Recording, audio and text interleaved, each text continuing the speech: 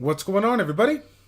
It's Childish. We're back at it again. We got ourselves a video regarding summoning stones. You guys are like, what? Summoning stones? Why are we talking about that? Well, if you guys haven't seen, this week we have the pretty big summoning stone rotation, especially for the Nat 5 category. And so when I think about this and the fact that it's like RTA starter pack, right? We got the Molong, we got the Okeanos, we got the Hathor.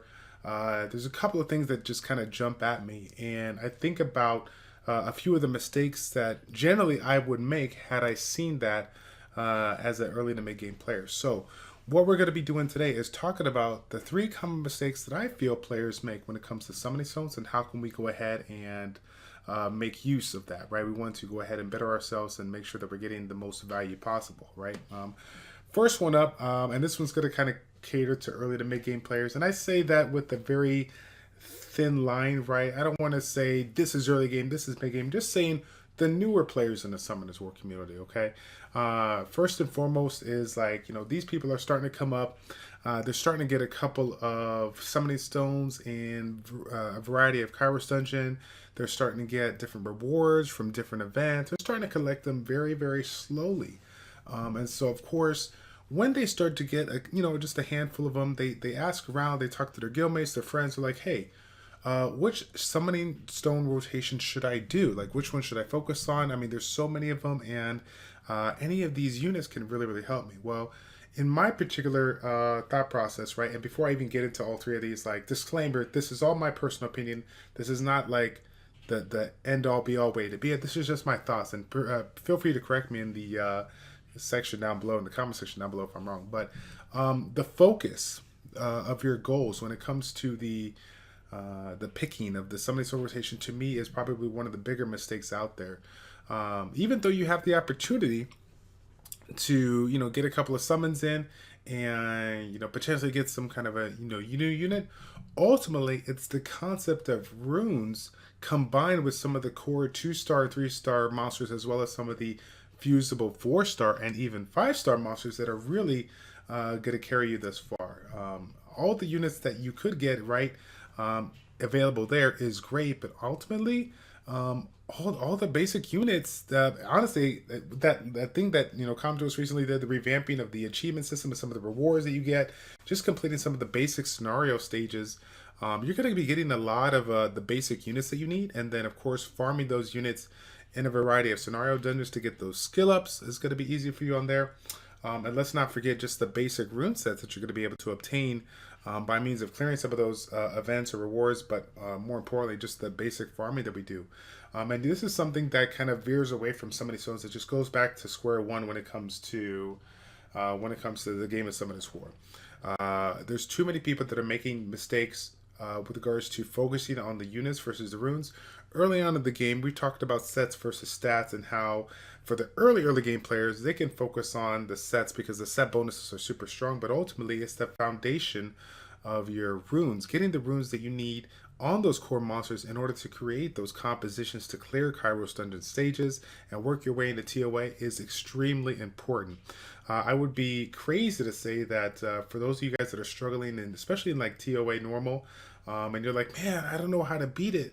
Like, I don't have the right units. Like, ultimately, the basic units that you get, throughout the thing, it's like you can get it done. You don't need that perfect unit from the summoning stones, right? You can honestly get it done with some of the basic units that we got out there. Side note here, I just want to say that I already died like 14 times on this particular stage because Halfus is OP, and funny enough, it was the hit point disturb that I was missing, so that's why I brought in Bastet. Rip the dream, right?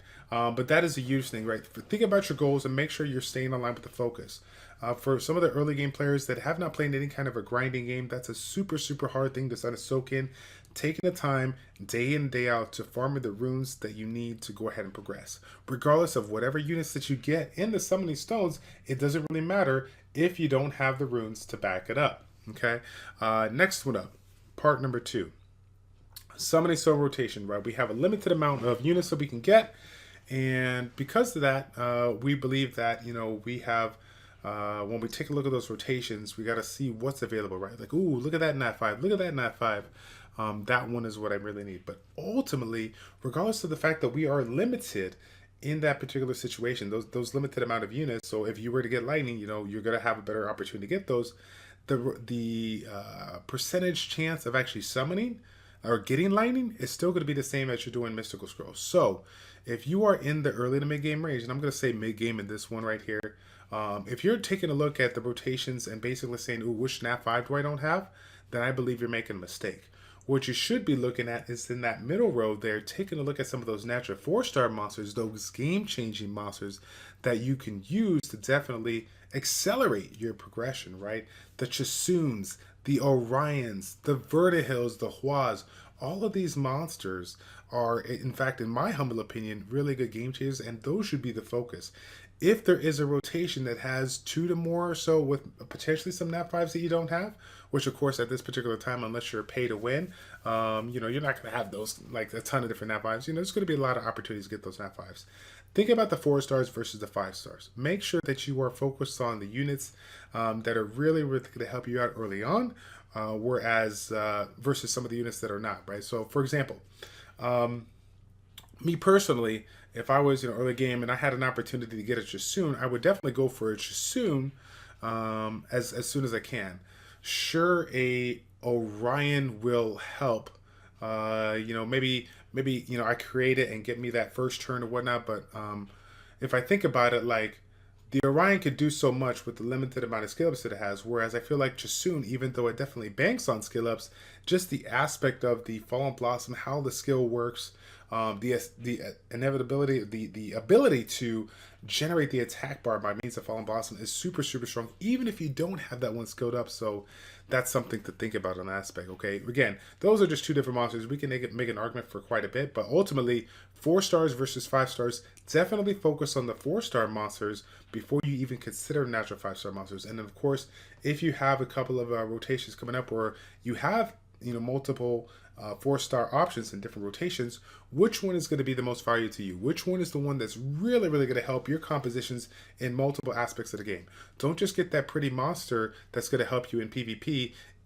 Are you struggling in the PvP format or PvE format? And if so, is that particular PvE unit also going to benefit you on the PvP side, right?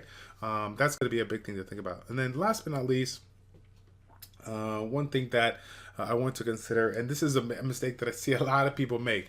We have saved up enough stones. We have taken a look at the natural 4-star monsters, and we're like, okay, I got a list of this unit, that unit, this unit, that unit, and this unit, right? And a rotation comes up, and I'm like, okay, I got 3,000 stones, and I want to go ahead and summon so I can get this unit. And ironically speaking, they're like super, super excited because, hey, I had about 3,000 stones and I was able to get the particular unit that I need early on, right? Maybe I got it in the first 10 summons or 15 summons or something like that. Like, oh, wait a second. Well, you know what? I need, I can use some more skill ups, or I can do this or do that, whatever. Ultimately, if you are sitting at a stage in the game where you still need a handful of game-changing nat 4 monsters, I encourage you to still save on it. While again, free skill ups are always good, having the option to get back at it, especially if you have an upcoming some of this conversation coming up, and you can see out of upwards of, I believe, 3 weeks ahead of time, why not save the stones and start to collect them so that you can have even more of an opportunity to get that monster that you need. And keep in mind that we're going to be having so many more events coming on with mystical scrolls and this and whatever. You're still going to have opportunities to get units outside of the range that you do. But because of the fact that the chance of getting lightning is still not determined, right? We say 1 out of every 10 scrolls, but you guys have seen how bad it can get. I personally would rather have more opportunities to get the one unit that I don't have versus waste the summoning stones on a potentially an opportunity to get like a skill up for one monster, because one skill up on a monster is not going to change it. You won't see the true potential on a monster until you truly max it out. But have you ever seen some of my videos? I actually have a series out there where I talk about game changers and devilmons, where ultimately I may make the argument for actually devilmonning a 4-star monster if it has a very, very high impact on the on the aspect of what I'm trying to skill up, right? So for example, Galleon, right? Super amazing unit. I would definitely devil on that all day. Whereas if I was sitting there summoning on the summoning stones for like a Vertihill, there's no reason to invest Devimon in it, despite the fact that it is a game changing monster, because it's not going to affect the passive, which is of course the main core of that monster. So again, guys, I'm going to go ahead and just kind of stop it right there. I hope these different talks about this particular summoning stones are going to kind of help you start it out. Now, even though we can't see it right now, this particular rotation is probably one of the best rotations that I've seen thus far for people that don't have obviously the key units, right? The Molunks, the Okeanos, the Hathors, all fun PvP monsters that are going to do really, really well in multiple aspects, right? You got the Guild War Siege, you got the Guild Wars, you got the RTA Arena. You can make an armor for a lot of different things, but they're really, really good, right? If you don't have them. But, I believe there was... you had the Rakshasa skill up, you had the Chasun skill up. So there's a couple other ones that are really, really nice, and that's why I'm actually going for them, because I still need to skill up my Huahi. I still need to skill up my Su. It sounds kind of crazy, but I find Su pretty strong, pretty valuable in certain things that I use her for. So I mean, again, of course I'm a little bit more on the late to end game side, and so there's only a handful of natural 4 stars. Sorry, there's only a handful of natural 5 stars that I really, really want. But I do have a couple of units that I'm building that have skill ups, that still need skill ups. So because of the fact that I still need skill ups on a couple of these core monsters, the Kung Fu Girls, the Rashashas, the Sky Dancers, and then the fact that I have 3 natural 5 stars still available to go for, that is what's making me summon my 3,000 stones this week. But yeah, that's pretty much it, guys. I'm going to be doing some summons this Thursday night. Hopefully you guys can stop on by on Twitch. It's twitch.tv/childish402 if you guys are open about 8 p.m. Central Standard Time. I'll let my wife do some summons. Hopefully by that time I'll have my TOA hard summons done, and then we can go ahead and see if I can get lucky on that aspect. So let me know if this video was helpful. If it was, please don't hesitate to smash that like button, okay? I'm really looking forward to trying to throw out some of these 14-minute and 57-second videos. Okay, I'm sure it's going to be a little bit off because I'm doing some editing or crop the intros that I failed on or whatever. But ultimately, trying to get a couple more videos out there that are relatively quick, 5, 10, 15 minutes, that can get out some information for you that you may find valuable, okay? Thank you guys so much for your support, as always. It's your boy Childish, your ChildishPlays. Check it out. Take care, and we're going to go ahead and see you next time.